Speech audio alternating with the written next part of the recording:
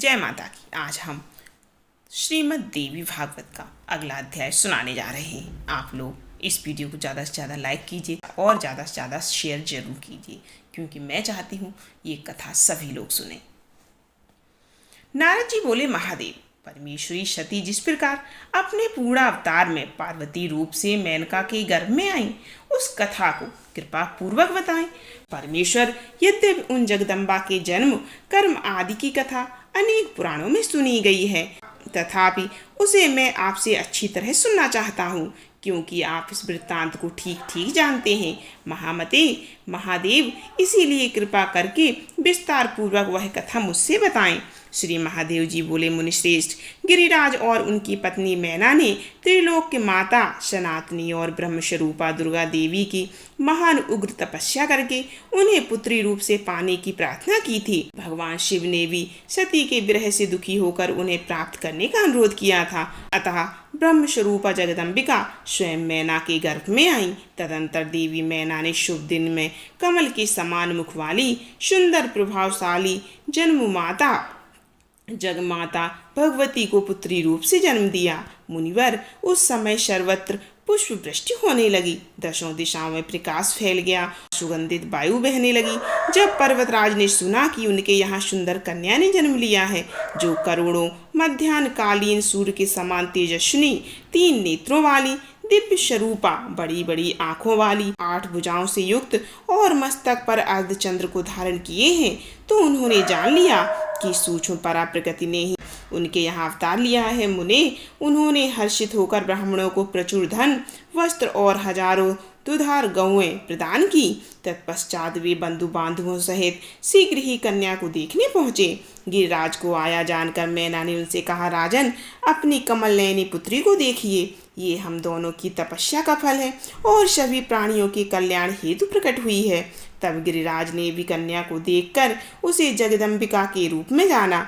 भूमि पर सिर झुकाकर प्रणाम करते हुए हाथ जोड़कर भक्तिपूर्वक गदगद वाणी से वे देवी से कहने लगे, माता विशालाक्षी, इस विलक्षण विचित्र रूप में आप कौन हैं? पुत्री, मैं आपको नहीं जान पा रहा हूँ, मुझे यथावत अपना वृत्तांत बताइए। देवी बोली, परमेश्वर शिव की आश्रिता, मुझे पराशक्ति समझो। मैं सारी सृष्टि का संचालन करती हूँ तथा शाश्वत ज्ञान और ऐश्वर्य की मूर्ति हूँ। मैं ही ब्रह्मा विष्णु महेश आदि की जन्मदात्री हूँ और सृष्टि स्थिति विनाश का विधान करने वाली मुक्तिदानी जगदम्बिका हूँ। मैं सबकी अंतरात्मा के रूप में स्थित हूँ और संसार समुद्र से उद्धार करने वाली हूँ। मुझे नित्यानंदमयी ब्रह्म स्वरूपा नित्या महेश्वरी समझो। तात, तुम दोनों की तपस्या से संतुष्ट होकर मैंने अपनी लीला से तुम्हारी पुत्री बनकर तुम्हारे घर जन्म लिया है। तुम बहुत भाग्यशाली हो। हिमालय बोले, माता, आपने नित्या होकर भी कृपा पूर्वक मेरे घर में पुत्री रूप से जन्म लिया है। यह मेरे अनेक जन्मों में किए गए पुण्यों का ही फल है, अतः मैं इसे अपना सौभाग्य मानता हूँ। मैंने आपका यह रूप देख लिया, अब आप परात्पर भगवती का दिव्य शिवप्रिया रूप मुझे कृपा पूर्वक शीघ्र ही दिखाएं। विश्वेश्वरी, आपको नमस्कार है। श्री देवी बोली, पिताजी, मैं आपको दिव्य चक्षु प्रदान करती हूँ, जिनसे मेरे ऐश्वर्यशाली रूप के दर्शन कर अपने हृदय का संशय मिटा लीजिए और मुझे ही सर्वदेवमयी समझिए। ऐसा कहकर गिरिराज हिमवान को दिव्य दृष्टि प्रदान कर जगदम्बा ने अपने अलौकिक महेश्वर रूप के दर्शन कराए। उनका यह ज्योतिर्मय रूप करोड़ों चंद्रमाओं की प्रभा से युक्त था। उनके मस्तक पर अर्धचंद्र की सुंदर लेखा विराजमान थी। उनके हाथ में श्रेष्ठ त्रिशूल और मस्तक पर जटाएं सुशोभित हो रही थीं।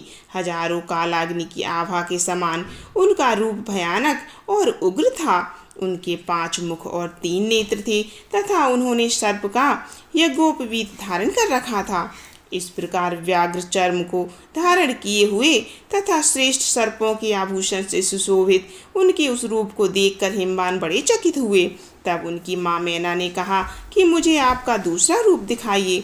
तब जगदम्बा ने अपने उस महेश्वर रूप को तिरोहित करके तत्क्षण ही दूसरा रूप प्रकट किया। मुनिश्रेष्ठ, उन सनातनी विश्वरूपा जगदम्बा की आभा शरद काल के चंद्र के समान थी। सुंदर मुकुट से उनका मस्तक प्रकाशमान था। वे हाथों में शंख, चक्र, गदा एवं पद्म धारण किए हुए थीं। उनके 3 सुंदर नेत्र थे। उन्होंने दिव्य वस्त्र, माला और गंधानुलेप धारण कर रखा था। वे योगींद्र वृंद से वंदनीय थीं। उनके चरण कमल अति सुंदर थे तथा वे अपने हाथ, पैर, आँख, मुख, सिर आदि दिव्य विग्रह से वे सभी दिशाओं को व्याप्त किए हुए थीं। इस प्रकार के परम अद्भुत उस रूप को देखकर हिमवान ने अपनी कन्या को पुनः प्रणाम किया और विस्मयपूर्ण विकसित नेत्रों से उन्हें देखते हुए वे बोले, माता, आपका यह श्रेष्ठ रूप भी परम ऐश्वर्य से संपन्न है, जिसे देखकर मैं चकित हूँ। मुझे तो कोई अन्य ही रूप दिखाइए परमेश्वरी। आप जिसकी आश्रय हैं वह व्यक्ति निश्चय ही असोच और धन्य है। माँ, कृपा पूर्वक मुझ पर अनुग्रह करें। आपको बारंबार नमस्कार है। श्री महादेव जी बोले, अपने पिता पर्वतराज के द्वारा ऐसा कहने पर जगदम्बा पार्वती ने अपने उस रूप को भी समेटकर एक दिव्य रूप धारण कर लिया। नीलकमल के समान सुंदर श्याम वर्ण एवं वनमाला से विभूषित उस रूप की चारों भुजाओं में शंख, चक्र, गदा और पद्म सुशोभित थे। उनके उस रूप को देखकर शैलराज हाथ जोड़कर अत्यंत हर्षपूर्वक ब्रह्मा, विष्णु तथा शिव रूपा सर्वदेवमयी उन आदिशक्ति जगदम्बा का इस स्त्रोत से स्तवन करने लगे। हिमालय बोले, माता, आप प्रसन्न हो। आप परम शक्ति हैं। आप में सब कुछ सन्निहित है। आप ही इस चराचर जगत की अधिष्ठात्री और परम आश्रय हैं। शिवे, आप ही सब कुछ हैं। इस त्रिभुवन में आपके अतिरिक्त अन्य कोई तत्व विद्यमान नहीं है। आप ही ब्रह्मा, विष्णु और महेश हैं। आप ही पराशक्ति हैं। आपकी अचिंत लीला का वर्णन मैं कैसे करूं, जिसका ब्रह्मादि भी पार नहीं पा सकते। विश्वेश्वरी, आप ही स्वाहा रूप से सभी देवताओं की तृप्ति कारिका, स्वधा रूप से पितरों की तृप्ति का कारण और महादेव प्रिया हैं। आप ही हव्य और कव्य हैं। आप ही नियम, यज्ञ, तप और दक्षिणा हैं। आप ही स्वर्ग आदि लोकों को प्रदान करने वाले हैं। समस्त कर्मों का फल प्रदान करने में आप ही समर्थ हैं। महादेवी, आपको प्रणाम है। माता, वह आपका मोहक रूप मन वाणी के लिए अगम्य और त्रिलोक का मूल कारण है। वरदायिनी भगवती, मैं आपको भक्तिपूर्वक प्रणाम करता हूँ। विश्वेश्वरी, मेरी रक्षा करें। जगदम्बे, आप सहस्त्रों उदीयमान सूर्यों के समान आभा वाली, 8 भुजाओं से युक्त, विशाल नेत्रों वाली एवं मस्तक पर चंद्र रेखा से सुशोभित हैं तथा आप कल्याणकारिणी ने लीला पूर्वक स्वयं ही मेरे घर में जन्म लिया है। उदीयमान करोड़ों चंद्रमाओं की शीतल कांति से युक्त नैनों वाली त्रिनेत्रा बाल रूपा आप भगवती जगन माता को मैं भक्तिपूर्वक प्रणाम करता हूँ। आप प्रसन्न हो जाइए। शिवे, आपका रूप चांदी के पर्वत की कांति के समान उज्जवल है। आपने सर्पराज का सुंदर आभूषण धारण किया है। दुर्जनों के लिए भय उत्पन्न करने वाले 5 मुख कमलों और भयानक 3 नयनों से आप सुशोभित हैं। अर्धचंद्र सहित जटाजूट को आपने मस्तक पर धारण कर रखा है। शरण दात्री विश्वजननी, आपको भक्तिपूर्वक मैं प्रणाम करता हूँ। अंबिके, आप प्रसन्न हो। भवानी, कोटि सरस चंद्र के समान उज्ज्वल रूप और दिव्य वस्त्र भरणों से आप सुशोभित हो रही हैं। आपका जगन मोहन रूप 4 दिव्य भुजाओं से युक्त है। ब्रह्मादि समस्त देवगण आपकी स्तुति करते हैं। माता, आपके चरण कमलों में मैं भक्तिपूर्वक प्रणाम करता हूँ। आप प्रसन्न हो जाइए। अंबिके, आप प्रसन्न हो। भवानी, आप प्रसन्न हो।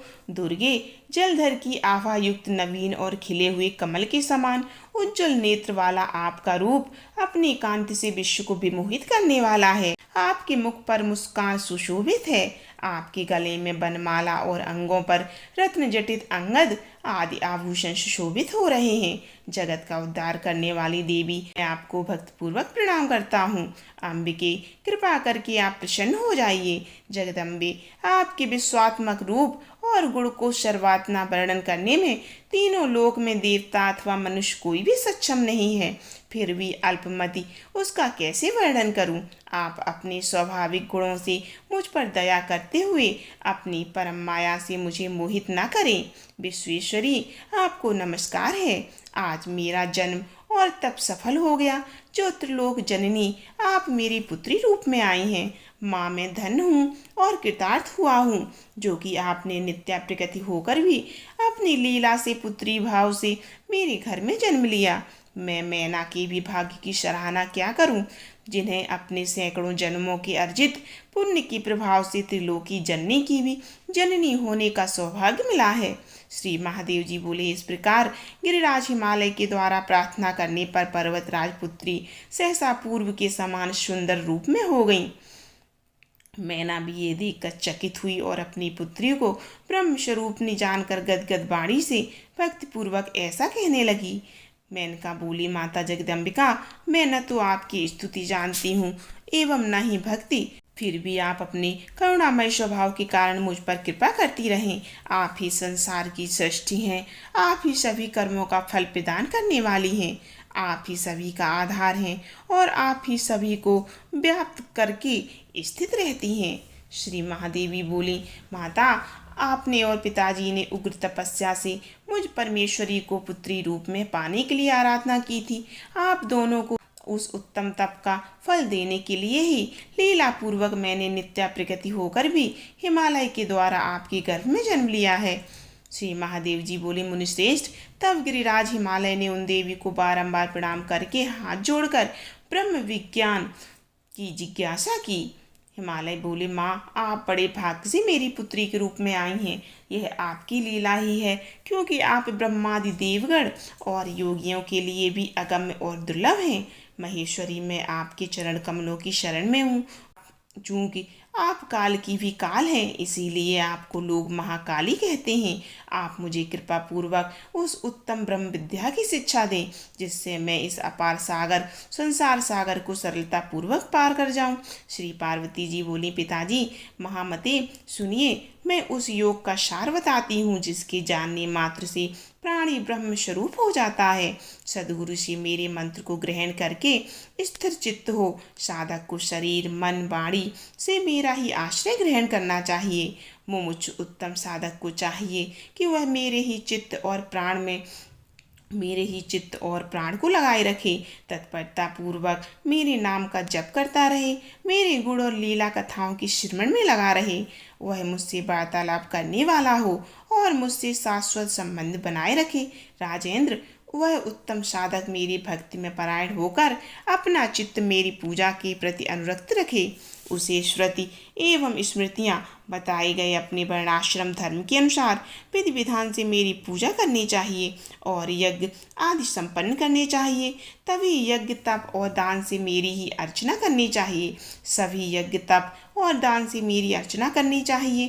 ज्ञान से मुक्ति होती है और भक्ति से ज्ञान, धर्म से भक्ति का उदय होता है और यज्ञ यज्ञादि धर्म के ही रूप हैं। इसीलिए मोक्षार्थी को धर्म रूपी यज्ञार्चन आदि के लिए मेरे इस रूप का आश्रय लेना चाहिए। पिताजी, सभी आकारों में एकमात्र मैं ही विद्यमान हूँ और स्वर्ग के देवता मुझ सच्चिदानंद रूपा के अंश से ही उत्पन्न है। इसीलिए वेदोक्त सभी कर्मों से भक्तिपूर्वक मेरा ही अर्चन करना चाहिए। बुद्धिमान व्यक्ति को कोई विचार नहीं करना चाहिए। इस प्रकार अनासक्त भाव से कर्मों को संपन्न करके विशुद्ध अंतःकरण वाले मोक्षार्थी साधक को आत्मज्ञान की प्राप्ति में निरंतर प्रयत्नशील होना चाहिए। पुत्र मित्र आदि से संबंधों में अनासक्त होकर वेदांत आदि शास्त्रों के अभ्यास में तत्चित्त रहना चाहिए। ऐसे साधक को काम क्रोध आदि विकारों का तथा सभी प्रकार की हिंसा का पूर्ण रूप से त्याग कर देना चाहिए। ऐसा करने से उसे निसंदेह पराविद्या का ज्ञान प्राप्त होगा। महाराज, इस आत्मा की प्रत्यक्ष अनुभूति होती है, उसी क्षण मुक्ति हो जाती है। यह निश्चित सत्य बात आपके लिए मैं बता रही हूँ, किंतु पिताजी, मेरी भक्ति के विमुख प्राणियों के लिए यह प्रत्यक्ष अनुभूति अत्यंत दुर्लभ है। इसीलिए मोक्ष साधकों को यत्नपूर्वक मेरी भक्ति में ही संलग्न रहना चाहिए। महाराज, आप भी मेरे बताए अनुसार करेंगे तो संसार के समस्त दुखों से कभी बाधित नहीं होंगे।